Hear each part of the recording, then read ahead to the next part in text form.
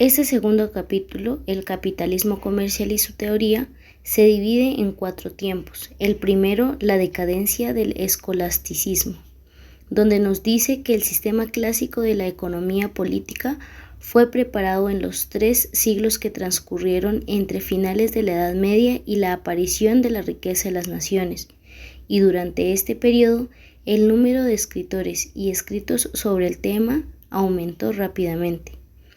Nos señala entonces que la economía política preclásica puede dividirse en 2 partes.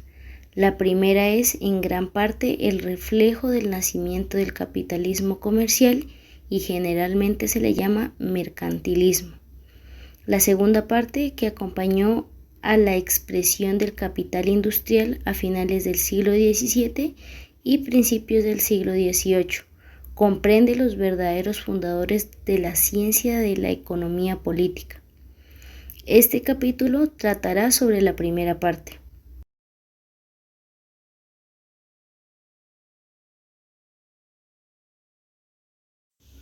En la desaparición del mundo feudal influyeron varios factores, entre ellos la aparición de los estados nacionales, que buscaban destruir tanto el particularismo de la sociedad feudal como el universalismo del poder espiritual de la Iglesia. Su interés se basaba en la riqueza y la aceleración de la actividad económica. Por otro lado, el feudalismo resultaba inadecuado para regular la producción, ya que los nuevos métodos de cultivo agrícola ocasionaron la destrucción de la economía feudal, además de los nuevos descubrimientos marítimos, que produjeron una expansión enorme del comercio exterior. En Inglaterra, por ejemplo, se observó con más claridad el desarrollo del capitalismo. El crecimiento del comercio destruyó la agricultura de consumo, obligándola cada vez más a acudir al mercado. Hizo a la agricultura más dependiente de las necesidades de los grandes mercados. El siglo XVII presenció la rivalidad entre el capitalista comercial y el capitalista industrial incipiente.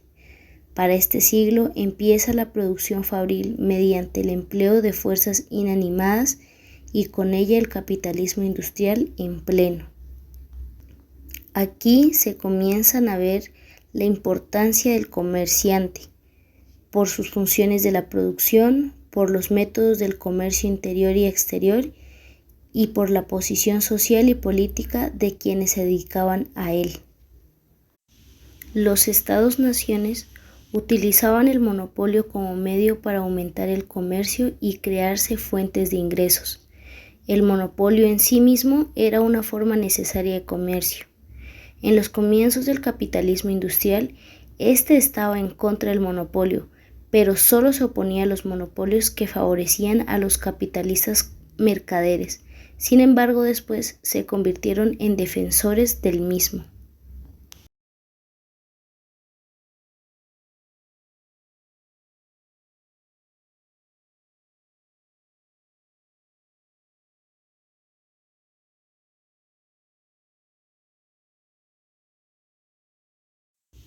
Tres, metalismo y mercantilismo.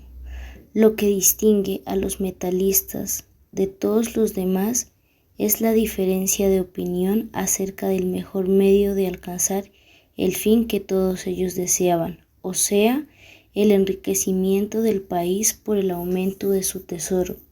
Su fin era conservar el acervo de metales preciosos de un país por la estricta reglamentación de sus movimientos a través de las fronteras nacionales, es decir, por la reglamentación del cambio monetario internacional. Es evidente la necesidad de una política que evite la exportación y fomente la importación de los metales preciosos. El método generalmente empleado para conservar los metales preciosos era todavía el medieval, del control directo. Se dio el nombre de metalistas a quienes proponían la restauración de las antiguas prohibiciones de exportación.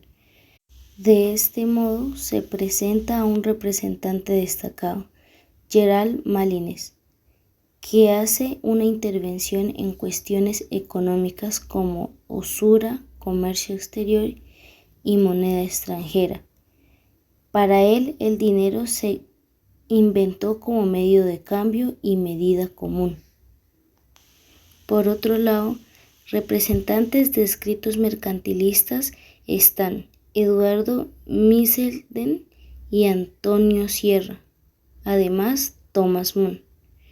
El primer escritor se concentra en la balanza comercial.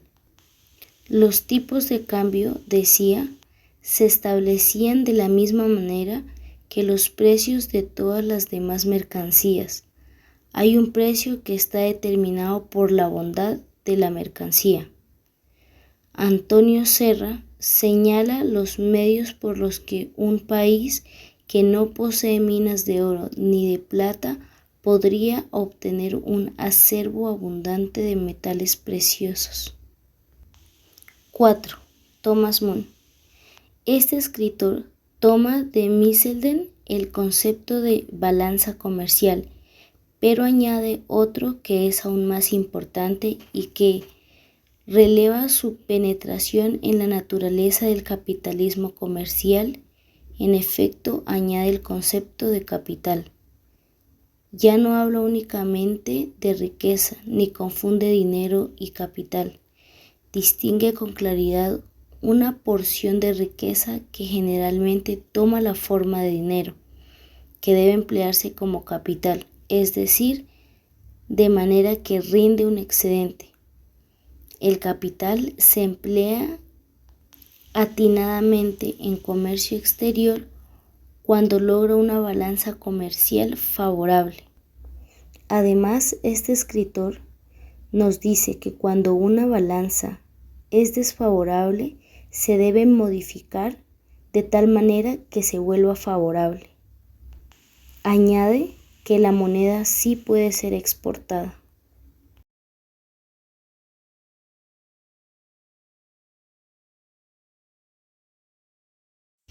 A mediados del siglo XVII, el movimiento monopolista se debió a la lucha entre los Verleger y los grandes capitalistas mercaderes, esto hasta finales del siglo XVIII, pero el capital industrial no fue del todo antimonopolista.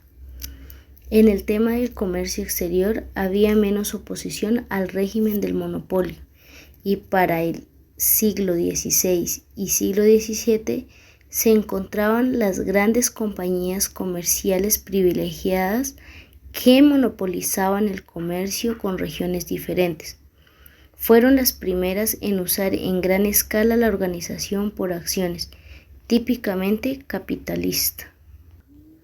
La colonización se convirtió en un arma importante para mitigar los azares del comercio, debido a que los esfuerzos de los comerciantes y las compañías no eran suficientes para dominar o controlar las lejanas regiones con las que comerciaban. Tenían que complementarlo con el poder del Estado. Cada vez más se vincularon los intereses entre los comerciantes y el Estado, tanto que las políticas del Estado se enfocaban cada vez más en los problemas del comercio.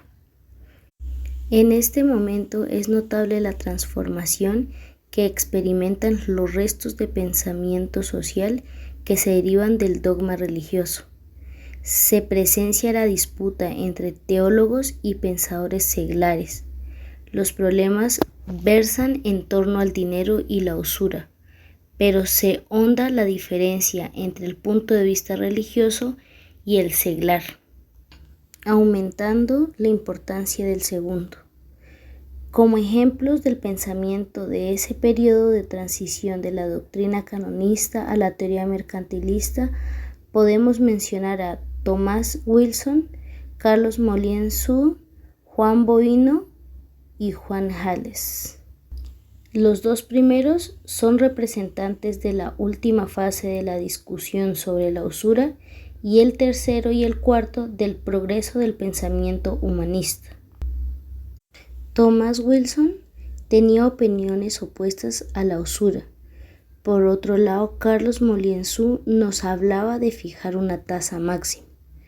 En cuanto a Bodino, se distinguió por la publicación de un tratado muy avanzado sobre la moneda. El aumento de la moneda es causa de la expansión del comercio, nos decía. Por último, Juan Jales atribuye sus males económicos a la adulteración de la moneda. Expone claramente la manera de cómo el alza inflacionaria de los precios afecta la distribución de la riqueza entre las diferentes clases de la comunidad.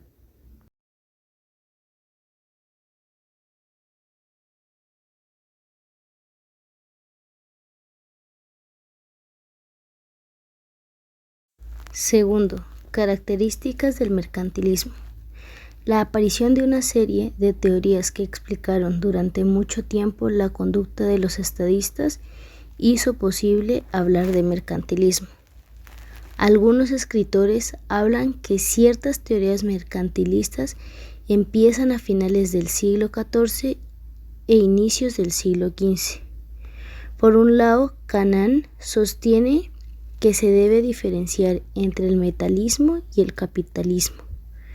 Por el otro, Smoller opina que el mercantilismo debe ser considerado como una fase de la historia de la política económica, que derivan diversas medidas económicas encaminadas a conseguir la unificación política y el poderío nacional, como ejemplo el proteccionismo. La intervención del Estado era una parte esencial de la doctrina mercantilista. Los que tenían a su cargo las funciones del gobierno aceptaban las nociones mercantilistas y ajustaban la política a ellas, porque en ellas veían medios de fortalecer a los estados absolutistas, tanto contra los rivales extranjeros como contra los restos de particularismo medieval.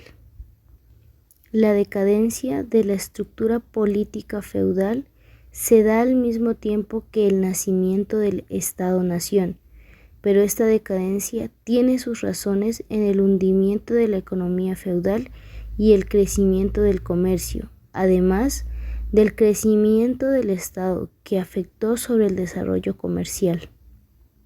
La finalidad del mercantilismo era tener un Estado fuerte, siempre que pudieran manejarlo en su provecho exclusivo.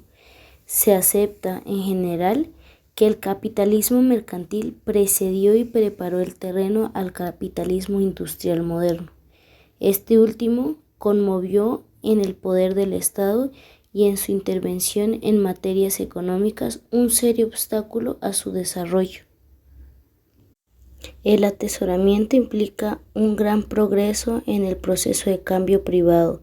La circulación es esencialmente diferente de la acumulación de riqueza en su forma natural y se hizo posible solo cuando la producción y la circulación de la riqueza llegaron a ser dos procesos distintos, relacionados del dinero y mediatizados por una clase especial de comerciantes. Podemos encontrar las características del pensamiento mercantilista. Está la actitud favorable a vender, el ahorro a los bienes, que es la acumulación de bienes o mercancías no vendidas, el deseo de acumular dinero y la oposición a la usura.